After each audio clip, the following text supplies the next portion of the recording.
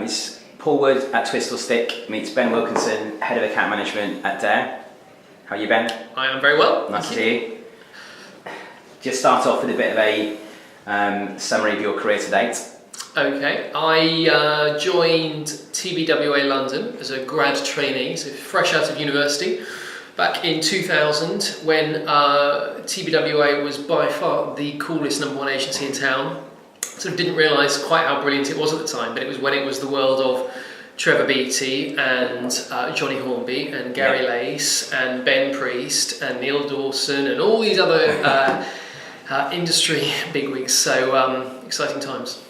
So you started off at TBWA on the grad scheme as well, so you worked there for a bit of time and then you moved it on to Saatchi. Yeah, I was at TBWA for about 9 years, a slightly unconventional path in that I joined as a graduate, did about 3 years in account management, and then got this very unusual role of going to work directly for a man called Paul Bainsfair, who was TBWA's president of Europe, who wanted a young account guy to come and help him do stuff. I think there were like a lot of senior people who were busy in and out of meetings and just wanted someone to help execute a few things.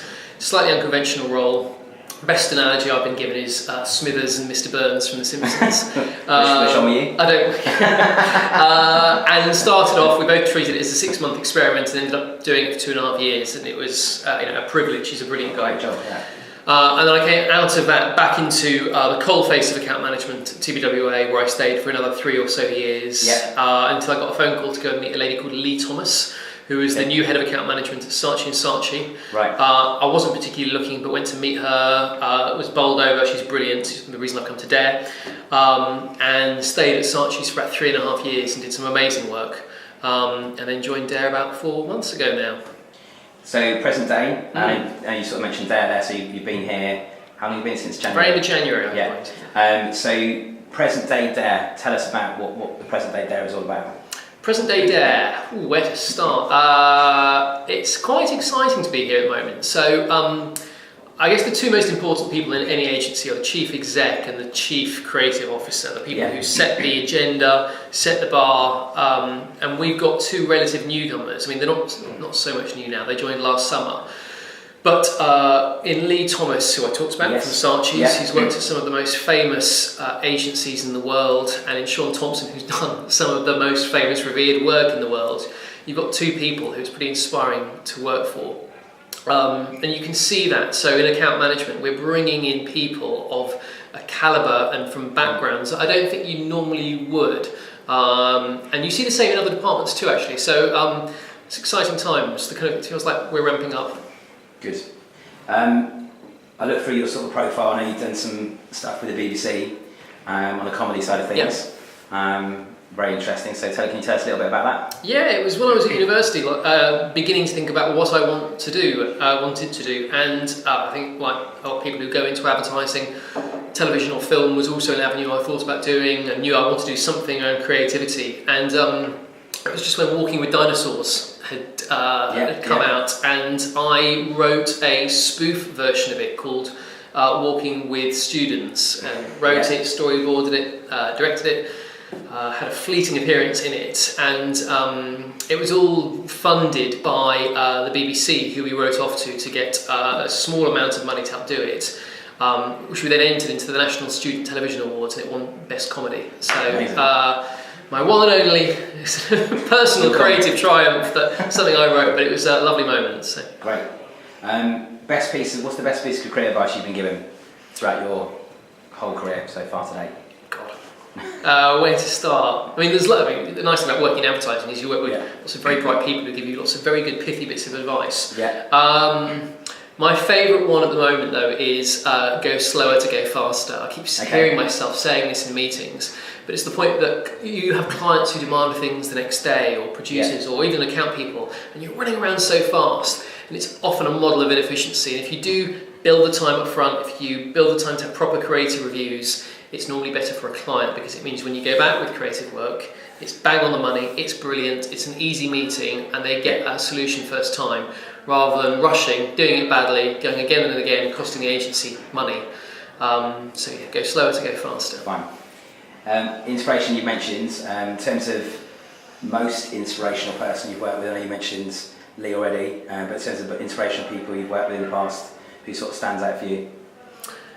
Who stands out? I mentioned the other one as well, a man called Paul Bainsford. Yep. I mean, he's the Director General of the IPA now. Right, okay. But they're all different types in advertising. But I mean, he's famously funny and charismatic. But he's also, when I worked for him, he just had that knack of making you want to run through walls for him. Not because he was kind of kicking you and making you do it, but you just sort of went, yes, of course I'll do this. And I think that's quite rare. And some people have it, and some people don't. And when you find that, you want to follow it wherever it goes, I think. Yeah. So. Creative briefs, in terms of the biggest one or the best one you've had the opportunity to work on so far, you've worked on some quite juicy ones, so that's a very easy one to answer. Okay, in that, I remember I was, Magnus Jarman, the chief executive of Saatchi, grabbed me about 2 years ago and started talking about this thing called Everything Everywhere, which I hadn't heard of, and how, don't tell anyone, but we're going to combine these two brands and create something. I don't think I even got my head around what he was talking about, but it was the launch of EE. It was a new brand, it was a new product, 4G, in a very, in a category that people don't care about. People are more interested in their choice of yogurt than they are their choice of telco provider. Incredibly high profile, huge budgets. 2012 was an exciting year, I can say, after the event. How would you, so if you were summarising the sort of current state of the creative industry, how would you describe it at the moment? What's your feeling about it?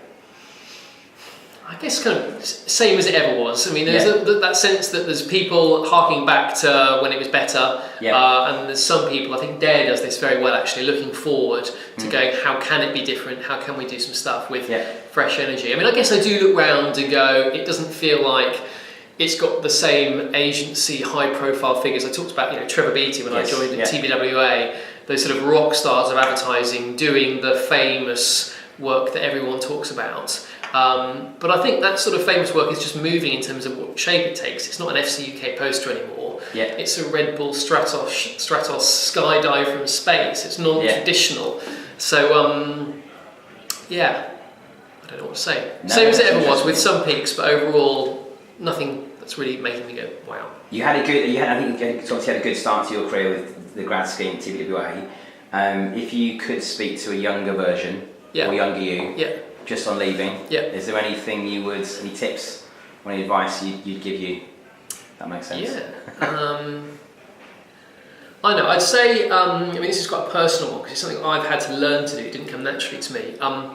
Don't wait for things to happen, go and make them happen. I think the really great thing about agencies, they're quite meritocratic places. And if you are proactive and determined, if it's a good idea, people will get behind you and make it happen. And actually, it's exactly the same with working with clients as well. Don't wait for the brief. Something I learned really well from Magnus at Saatchi's is we do the briefs. Make them, take them to them, and you'll find you get to usually more effective work, better work, and happier clients as well. With inspiration, again, sort of touch on that, in terms of the most inspiring thing you've heard, seen recently, might not be an advert, it might be something else you've seen, or even something someone said. What sort of thing recently has stood out to you? It's been particularly inspiring. Tim Cahill's goal last night was pretty impressive for Australia. It was quite impressive, What else? So the World Cup. It's a terrible place, a really awful parallel to draw. But there's this thing actually, it was on the news this morning about the guy in the cave in Germany, which had just been released today after 12 days. And it does leave you going, bloody hell, humans are capable of... for me it was a never giving up thing as well, which, when I'm working with account teams here about sort of selling harder work as well, there's that parallel to draw about tenacity and not stopping, and you look at that poor bloke, and he's out, which is great. So. With people who, if you work in the industry, I know you've sort of gone into a career you're obviously very, very passionate about. If you weren't in the industry, is there anything you'd have loved to have career path-wise chosen? Apart from being a footballer, of course. I'm probably a washed-up children's television presenter somewhere. I did do some work experience on Blue Peter actually, and I thought about it, but I'm glad I chose this instead. Apart from brands you've already worked on, if there's any brand that you really would love to get the chance to get your teeth stuck into, anyone that sort of you'd go, that is the one for me, that's the one I really love to go. I mean, one that springs to mind is when you sort of see brands having an opportunity that you could leverage, and a personal favourite, it's not a massive brand, but it's a brilliant brand, is the Imperial War Museum. Okay, yeah. They are who are reopening this summer, but specifically because it's the 100-year anniversary of World War One. Okay. And you know, that would have been quite an exciting thing to be part of working on, which I'm not. But. Pitches, we sort of haven't mentioned those yet, but in terms of funniest moment or most awkward pitch that you want to tell us about, or that you can tell us about, that's okay for viewing. Well, there's two that spring to mind. Most awkward moment was at TBWA pitching for 3, the mobile phone brand 3. You know, one of the biggest pitches of that year. Very high profile. And it must have been pitching in the winter because it was dark and there was a power cut in the building about 20 minutes before the clients arrived. So it meant, I think I was the account manager, legging it down to Robert Dias on Tottenham Court Road and emptying them of every candle, torch, lantern, anything that would project light, to then do this pitch presentation like you were in a kind of cub camp somewhere. That one springs to mind. And you said it was deliberate, you did it. Exactly. We're all over technology. And then another one, we had a really lovely pitch for Channel 5. It was when I worked with Jonathan Mildenhall at TBWA. We pitched for and won Channel 5. Yeah. And we got one of the characters who was on Milkshake, their kids' TV strip. It was a thing called The Bear in the Big Blue House. Right. There was this sort of 8-foot tall Jim Henson bear. We managed to find down there are 2 in the world, and it's like, you know, you go to Disney, these big things. We actually got the bear in around the agency. I mean, everyone got so excited. But it worked incredibly well because David Pullen, who was the marketing director, turned out, we didn't know this, his 4-year-old son's favourite character in the world was the bear in the big blue house. Really? So he stopped the pitch to get on the phone to his wife at the beginning to say, get down to TBWA. So that when we came out, his wife and son were there and had their photos taken. So I'm not saying that won the pitch, but it didn't help. It didn't hurt, sorry. So if you had a magic wand and you could grant you a wish, anything at all, is there anything you could change about the industry? Is there anything that you go, well, that straight away I'll change that? I think I'd swap that round, that ratio of people who can say no to yes. It's like when you're selling, you know, the job we do is about navigating stakeholders and getting it, and it just seems that every year I spend in this industry, there are more and more of them. More people who have the ability to go, no, don't like that, change that, and only one person who says yes. So I'd flip it. Lots of people who can say yes. Only one person who can say no. So quick fire rounds. Favourite current brands? MrPorter.com. All-time fave? God, really unhealthy, but probably true. McDonald's. Double espresso or green tea? Double espresso. Brightest person you've worked with without upsetting too many people? Brightest person. Sharpest. Cleverest.